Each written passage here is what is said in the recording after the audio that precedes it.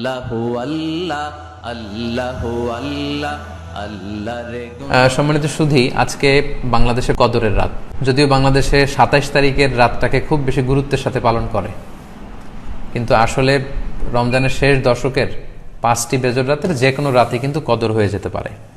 তাই বুদ্ধিমান মুমিনের কাজ হচ্ছে 5টি বেজর রাতের প্রতিটি রাতেই সমানভাবে সমান গুরুত্বের সাথে ইবাদত করে যাওয়া, তাহলে কিন্তু কদর আর মিস হবে না। আল্লাহ রাসূল সাল্লাল্লাহু আলাইহি সাল্লাম বলেছেন, মান হুরিমা খাইরাহা ফাকাদ হুরিম। যে ব্যক্তি এই কদরের বরকত মাহাত্ম্য থেকে বঞ্চিত হলো, সে আসলেই বঞ্চিত হলো। কারণ পুরো রমাদানের মূল আকর্ষণ হচ্ছে এই কদরকে ঘিরেই সবকিছু। সো এই কদরের বরকত থেকে যারা বঞ্চিত হলো ফাকাদ হুরিম, তারা আসলেই বঞ্চিত। হি ইজ দ্য লুজার, সে আসলেই বঞ্চিত। আমরা বঞ্চিত হতে চাই না, আমরা গেইনার হতে চাই, আমরা বারাকা রহমত হাসিল করে নিতে চাই। আল্লাহ রাসূল সাল্লাল্লাহু আলাইহি ওয়াসাল্লাম ইরশাদ করেছেন, ফালতামিসু ফিল আশরিল আওয়াখির মিনাল ভিতর। রমজানের শেষ 10 দিনের মানে শেষ দশকের বেজর রাতগুলোতে কদর তালাশ করো। তার মানে 21-এর রাত, 23-এর রাত, 25-এর রাত, 27-এর রাত এবং 29-এর রাত, এই 5টি বেজর রাত, অড নাইটসগুলো, 5টি রাতের যে কোনো একটি রাতেই কিন্তু কদর হয়ে যেতে পারে। এবং কালামুল্লাহ মাজিদে আল্লাহ তাআলা সূরাতুল কদর নামে একটি সূরা নাজিল করেছেন, যেখানে আল্লাহ বলছেন, লাইলাতুল কদরি খায়রুম মিন আলফি শাহর। কদরের রাত 1000 মাসের চেয়ে সেরা। 1000 মাসে হয় 83 বছর 4 মাস। তার মানে আজ রাতে যদি আমরা ইবাদতের মধ্য দিয়ে এই রাত্রি কাটাতে পারি, তাহলে 83 বছর 4 মাস ইবাদত করলে যে পরিমাণে সওয়াব পাওয়া যাবে, আল্লাহ তাআলা ঠিক ওই পরিমাণে সওয়াব দিবেন, এটা আল্লাহ বলেননি। আল্লাহ বলেছেন খায়রুম মিন আলফি শাহর, তার চেয়েও বেশি পরিমাণ সওয়াব, ব্লেসিংস, মাহাত্ম্য আমরা অর্জন করতে পারবো। এবং সালামুন হিয়া হাত্তা মাতলাইল ফাজর, ফজর পর্যন্ত, রাত থেকে মাগরিবের আজান থেকে শুরু করে ফজর পর্যন্ত পুরো সময়টাই কিন্তু কদরের বরকতময় রাত। এবং যখন কদরের রাত আসতো, আল্লাহ রাসূল সাল্লাল্লাহু আলাইহি ওয়াসাল্লাম ইবাদতে খুব বেশি নিমগ্ন হয়ে পড়তেন। সারা বছরের কখনো রাসূল সাল্লাল্লাহু আলাইহি ওয়াসাল্লাম সারা রাত জেগে ইবাদতের কোনো নজির পাওয়া যায় না, শুধু কদরের এই রাতগুলো ছাড়া বা রমজানের শেষ 10 দিনের এই সময়টুকুন ছাড়া।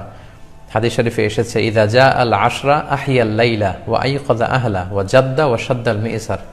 রমজানের শেষ দশক যখন আসতো, আল্লাহ রাসূল সাল্লাল্লাহু আলাইহি ওয়াসাল্লাম সারা রাত জেগে ইবাদত করতেন, সারা রাত দাঁড়িয়ে দাঁড়িয়ে তিনি ইবাদত করতেন।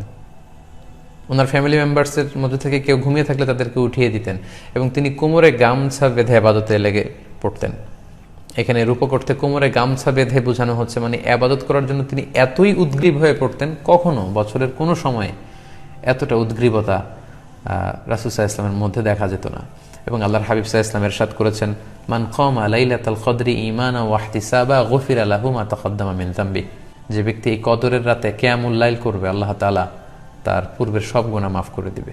তাই কদরের রাতে আপনারা বেশি বেশি কিয়াম করুন, দীর্ঘ সময় দাঁড়িয়ে নফল নামাজ পড়ুন, লম্বা সময় দাঁড়িয়ে থাকুন, লম্বা রুকু করুন, লম্বা সিজদা করুন। কারণ বান্দা যখন সিজদায় লুটিয়ে পড়ে, তখন সে আল্লাহর সবচাইতে কাছে চলে যায়। আল্লাহর হাবিব সাল্লাল্লাহু আলাইহি ওয়াসাল্লাম বলেছেন, আকরাবু মা ইয়াকুনুল আবদু মির রাব্বিহি ওয়া হুয়া সাজিদুন ফাআকসিরু ফিহি দুআ। বান্দা যখন সিজদায় লুটিয়ে পড়ে, সে বান্দা আল্লাহ তাআলার সবচাইতে কাছাকাছি চলে যায়, খুব ক্লোজেস্ট হয়ে যায়। এজন্য সে সময় তোমরা বেশি বেশি দোয়া করো। তাই লম্বা কিয়াম করুন, কোরআন তেলাওয়াত করুন এবং সিজদায় পড়ে আল্লাহর কাছে দোয়া করুন।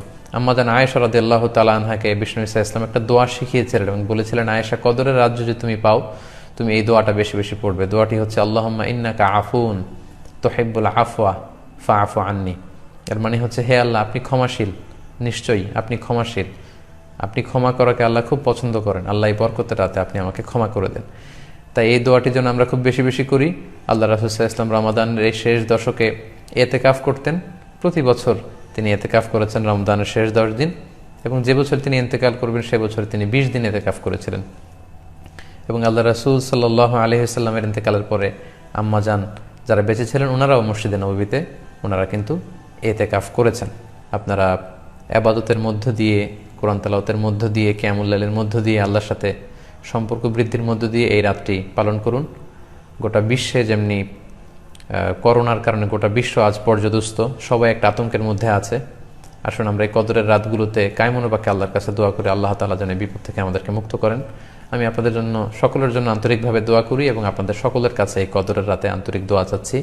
আল্লাহ তাআলা আপনাদের সবাইকে ভালো রাখুক, সুস্থ রাখুক, ঈমানের সাথে রাখুক। আল্লাহ রে গুণগান।